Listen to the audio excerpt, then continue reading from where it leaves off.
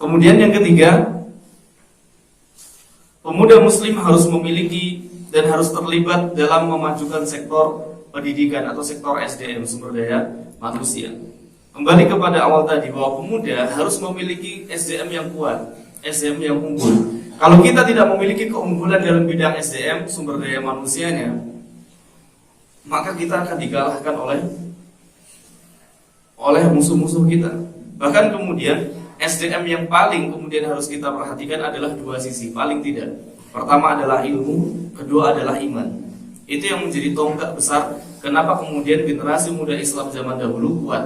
Sekarang lihat bagaimana Islam di abad pertengahan semua menghasilkan produk dan karya, Pak. Panjenengan lihat bagaimana kemudian kita berbicara tentang keilmuan Islam misalnya. Para pemikir-pemikir Islam yang mereka menjadi ilmuwan-ilmuwan hebat, Al-Khawarizmi, Al-Biruni, kemudian Ibnu Sina dan lain sebagainya. Walaupun kata para ulama, Ibnu Sina memiliki akidah yang menyimpang, tetapi keilmuan hasil produk dari yang kemudian dibikin oleh Ibnu Sina itu mampu memberikan sumbangsih terhadap peradaban Islam, terutama dalam ilmu kedokteran. Kemudian Al-Khawarizmi, Al-Biruni, kemudian Ibnu Hayyan Al-Bayat dan lain sebagainya. Nah, artinya apa? Keilmuan itu menjadi hal yang besar ketika kemudian sebuah bangsa atau sebuah ideologi itu kuat. Itu keilmuan harus kuat. Keilmuan terutama dalam ilmu-ilmu agama. Karena mau tidak mau, kalau kemudian generasi kita tidak memiliki keilmuan yang bagus, ya maka nanti kita akan kalah, akan kacau. Sebagaimana kemudian dalam Quran surah Al-Mujadilah itu disebutkan ada yang menyebutkan membacanya Al-Mujadalah, ada yang Al-Mujadilah. Nah, ini juga bagian dari keilmuan. Penyebutan nama Al-Quran ada Al-Mujadalah, ada Al-Mujadilah. Kemudian ada surah At-Taubah, itu ada surah Al-Bara'ah, ada surah At-Taubah.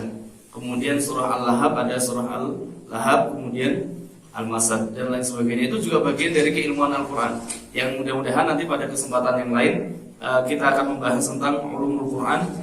Nanti kalau sudah mulai aktif kajian di Masjid Taqwa, mudah-mudahan nanti kita bahas itu, sehingga kemudian pemuda Muhammadiyah memiliki kemampuan, memiliki keilmuan dasar tentang hal-hal yang berkaitan dengan Al-Quran.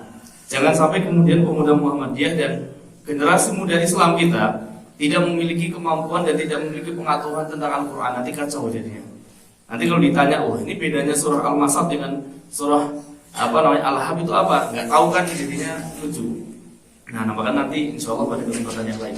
Nah, dalam surah Al-Mujadilah, dan itu sudah kita hafal mungkin kebanyakan. Yarfa'allahu alladhina amanu minkum walladzina utul ilma darajat. Jadi Allah itu meninggikan orang-orang yang beriman dan orang-orang yang berilmu itu beberapa derajat. Bahkan kemudian ada kaidah dalam bahasa Arab itu begini. Asyarafu bil ilmi la bin nasabi.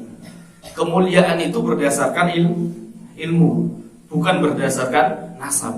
Ada orang yang membanggakan, saya anak kiai, saya anak habib, saya anak ulama. Ada banyak orang yang membanggakan begitu. Tetapi ingat bahwa kemuliaan sejati itu bukan pada nasabnya. Nasab penting, Pak. Nasab itu penting. Bahkan dalam syariat itu ada ilmu sendiri tentang nasab itu penting. Tetapi yang lebih penting dari nasab itu apa? Ilmu dan takwa tadi. Kalau panjenengan anaknya kiai, panjenengan anaknya ulama, tapi panjenengan imannya cetek, ilmunya cetek, dari mana keilmuan itu muncul? Dari mana kemudian kemuliaan itu muncul? Ya kan? Apalagi kemudian kita anak orang biasa, tidak punya ilmu, imannya juga naik turun biasa. Lalu dari mana kemuliaan kita? Maka yang paling adil adalah kemuliaan itu bukan dari nasab, tetapi dari apa? Ilmu dan takwa. Kan ayatnya sudah jelas kita semua. Inna akramakum indallahi atqakum, itu sudah kita hafal semua.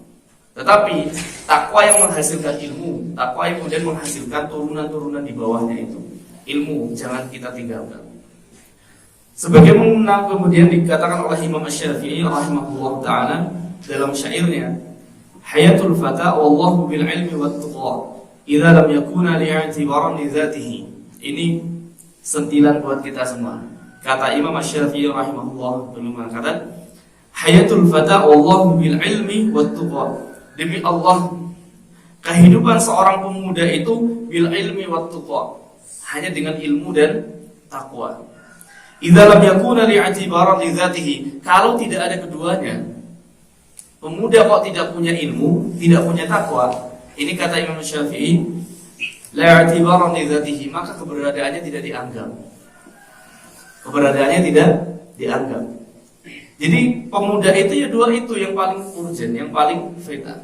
Bagaimana kemudian bil ilmi wa taqwa wa tuqa itu kita betul-betul implementasikan dalam kehidupan sehari-hari. Ilmu ya jalan, takwa juga jalan. Ini nasihat berharga untuk kita semua. Lalu kemudian Al-Imam Al-Ghazali juga menyebutkan dalam kitab Al-Mughni Al-Muhtaj fi Hilalil Al-Fadhu min Al-Minhaj, kitab Syarifun Nasab min Thalathi Jiyat.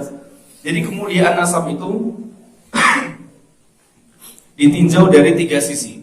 Kalau tadi kemuliaan ilmu itu universal, artinya semua orang itu bisa saja mendapatkan kemuliaan ilmu. Panjenengan bukan anak kiai, panjenengan bukan anak ulama, tapi bisa mendapatkan kemuliaan ilmu selama panjenengan meniti ilmu itu dengan baik dan benar, mempelajari Quran dengan baik dan benar, mempelajari ilmu syariat dengan baik dan benar. Insya Allah panjenengan bisa untuk mendapatkan kemuliaan ilmu.